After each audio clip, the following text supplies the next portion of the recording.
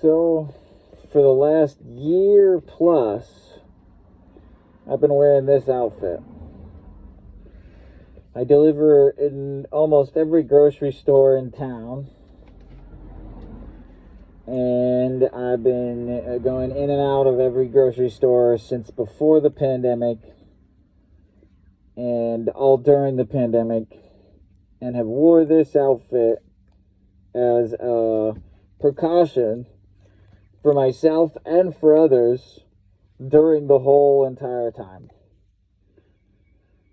I've seen people, not wear masks. I've seen people wear them around their chin, wear them around their mouth, but not around their nose. I've seen, the neck cowls to bandanas to other masks, I have another mask. Finally, I have my first vaccine shot, which is awesome. That just happened. And part of my precautions that I've been taking is not just for myself, but as I mentioned, for others. I really care about the older generation, and I do think they have a lot to offer. It's kind of like I've been talking about the big brain drain that we're experiencing with this pandemic. It's a lot of people that put a lot of years of, heart, blood, sweat, tears into their experience, and now no longer here to contribute to our pool of events. There's some really great folks that have passed during this pandemic and because of this pandemic. And our elder generation, which, my grandmother would have never survived this in so many ways. She had a lot of lung issues. She smoked her whole life. And she was on oxygen for the last few years of her life, quite a bit. And almost every winter fought with pneumonia.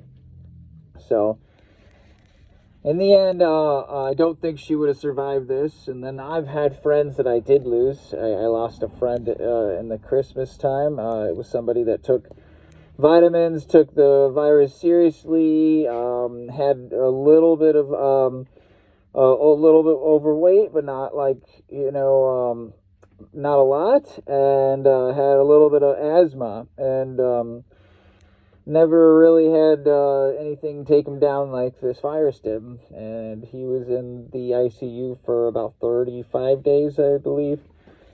And I watched and experienced that, and was connected with him before he got put in. And he's somebody that's really close to me, and somebody I consider family, which I don't have a lot of. And so as I was talking, keeping people safe and doing what we can to do so, I've done this, I also did this. This is a little extra. This makes it so I keep other people safe. So this keeps me safe, and this keeps other people safe. And this is just extra precaution. This is so that, I can get rid of this at the end of the day and clean it and do whatever I need, and then also to keep things out of my eyes. Some people have been like, oh, look, it's the hazmat guy, and then some folks have saw me running real quick because I had to use a bathroom or something, and were like, oh, jailbreak, I'm always the blunt end of somebody's joke, but, because of that, I kind of like to spice it up and have a little fun. I got the little S. I call this my super suit. I'm doing the video partly because, I am about to not wear this anymore because I have a vaccine. So I'll have a cloth mask. And it's not just because I am not going to be able to get the virus, but because I probably won't be able to spread it as much. Just because of, like if I was sick or whatever, I wouldn't be coughing and sneezing as much. So there's a good chance that with the cloth mask, I'll be doing what I need for everybody and myself. But I thought, I'd document how much I've been doing what I can for everybody, and how many people haven't really been taking it seriously, and how, I'm kind of in the thick of it. I've been watching the world change from the beginning. And I remember going into one of these grocery stores being like, if this virus gets any worse, I'll be coming in with a plague mask. And then it was the very next week, I think I came in with this stuff, just kind of being extra precautious. And then I think it was a little bit later, that's when they started actually mandating the masks. And, I was a little ahead of the curve, it's not because I'm just extra smart or special, but because I paid attention and because I cared. And I care about other people.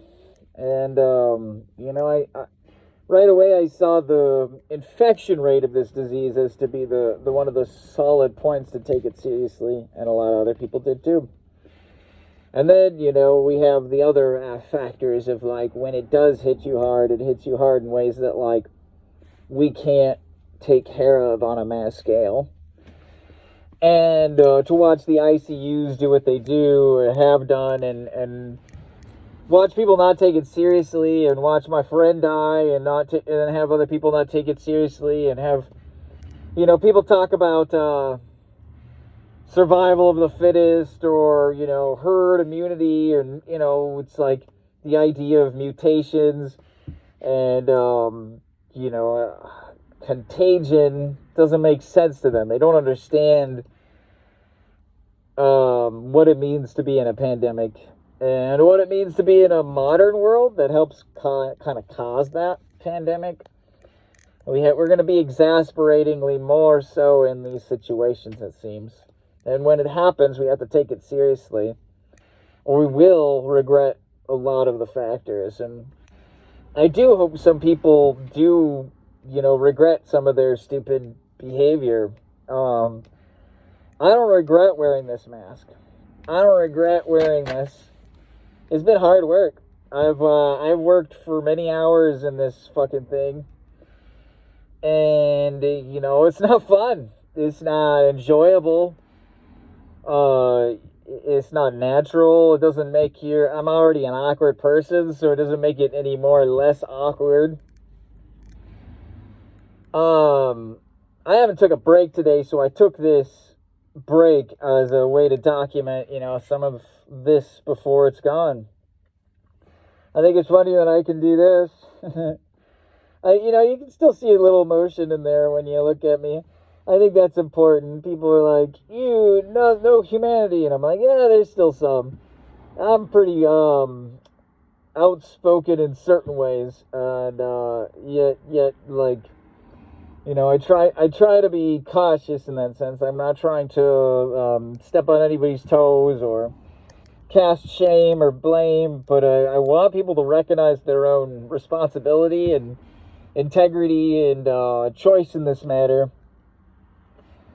I took it really seriously, and I think we all could have and didn't. And I think, like my friend that died, he was a pharmacist, and I was just at a pharmacy getting a shot, And it's like, I knew he was one of the first people that would have got it, and would have been on the list of the people getting it before. And all we would have had to do is just not spread the virus more, and he probably would have been alive longer and been able to get the vaccine. And that's like the truth. That's how I feel. Like people that were debating about masks or, talking, oh, maybe I shouldn't, whatever. I'm a dirty kid. I grew up on the street quite a bit. I lived without the right guidance that ever told me to, wash my hands or be careful very much. I was not taught in that way, and I grew up, both in the city being a dirty kid and in the country. So I know both realms of that life, and I know what it's like to embrace the fact that you're just dealing with the world. Like you're gonna get disease, you're gonna have germs, you're gonna have these things. But I also know what like self-sustainability or like, community care, like actual caring for my community. Like when this pandemic happened, I brought, tuna, like a full case of tuna to an individual.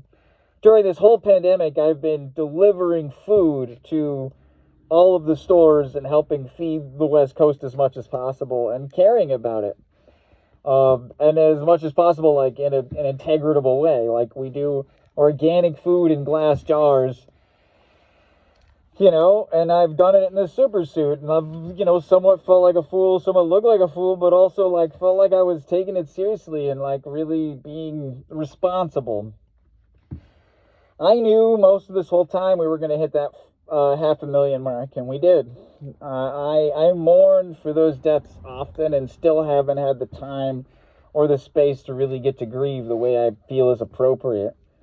For my friends, let alone for all the other individuals that I can't even name or grasp to begin.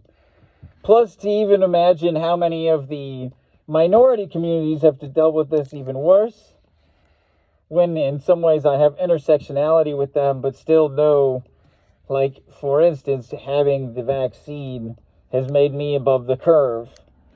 And, I've been in the front line, but getting the benefits of, like, I've gotten to choose to wear this suit, or had my bosses respect that, at least most of the time. I've got to do things that helped me not feel as much at risk, even though I was right in the forefront. And I do just want to, like, note that, like, there's no right way to do this. That's why I just kind of documented what I tried and what I could do, and I might try to do it again another time, one more time, about my efforts, and just the fact that this will be one of the last few times that I use this as long as I have to. Yeah, I really think we all could have took this more seriously and can in the future and should in the future, and I think I tried my best.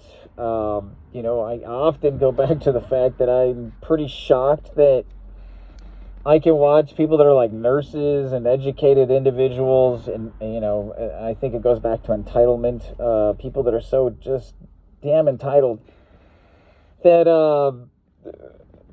I could make sense of some of this, like looking at the infection rate or the volatility of the scenario.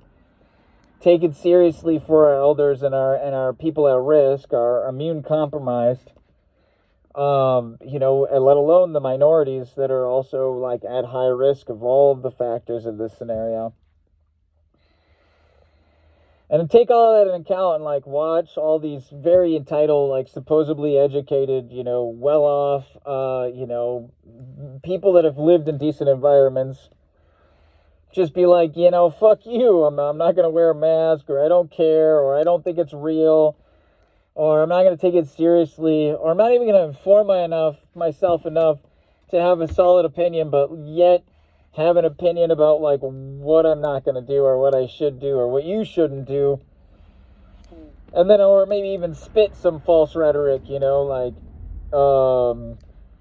I had a friend go to Arizona during the pandemic, and it was right as the peak hit Arizona, like, really bad. And he came back with no masks, and he was super happy about going there. And I was like, oh, how was your visit? He's like, really awesome. I'm ready to move back there. And I was like, oh, really? He's like, move there. I don't even think he lived there before. Move there. And I was like, oh, really? That's crazy. Like, surprised. I'm like, I like Arizona too. And it's got nice sunsets and it's a beautiful landscape, but I don't know if I could do the desert over this lush green that we live in here. But on top of that, so he's like, the desert, and I'm like, oh, yeah, okay, cool. And I'm like, oh, did I try to connect on these other factors? And he's like, yeah, nobody's wearing a mask. I went to a coffee shop, and, 100 people there or whatever not wearing a mask. And I was just like, that's crazy. Like, I couldn't believe it that he came to my doorstep. I was doing him a favor. I had his package. I was, like, going to give him his package, and he's trying to give me a hug, and I was like, no, like, that's not how we do this. Like, here's your package, dude, like, from a little bit of ways. Like, I'm trying to keep myself safe. My wife's got asthma. I got to keep her safe. My bosses are older and at risk. One has a heart issue. One's just, like, has asthma and, or other ailments of being just older folks. It's like, I just can't believe how many people did not take this seriously, and how I've done this for a year plus, and now I finally got the vaccine. I never even thought the vaccine was going to come. I was going to keep doing this. I was going to keep doing this as long as I had to, and now I get to take a break, and I'm just documenting that I finally get to take a break from this. And this is nothing. Like, people have it so much worse. And I'm grateful that I could do what I could, and I'm trying to remind people that you can, and that, you know, it can be a little bit of a compromise, and it can be hard work, but you can do it. And, you know, you can do it a little bit at your own cost, but not at a detriment, you know? Like, I might have some wrinkles on my face here, you know, I might have some more wear on my body that I don't want, but I hopefully helped protect and not kill any elderly or immune compromised individuals, let alone people that were close to me. As far as I know, I hadn't had it, I didn't spread it, and I think precautions like this is what helped make it happen. I see people that took all the precautions and still ended up with it, so I don't think that's, you know, gonna save you from everything. There's a lot of risk here. The whole world is out here. But I'm gonna be shutting this off, and I just wanted to give thanks, give love, be grateful that what I have and what I could do, and hope others can take some note, and you know, maybe also of their own regard, their own efforts, and what they didn't do or they did do, and you know, hopefully come to terms with this, move forward, move ahead, build a brighter day with some blue skies, and enjoy. I love you, and I'm grateful that we're here together still, and we survived the most of this, and we'll see what's next. Peace.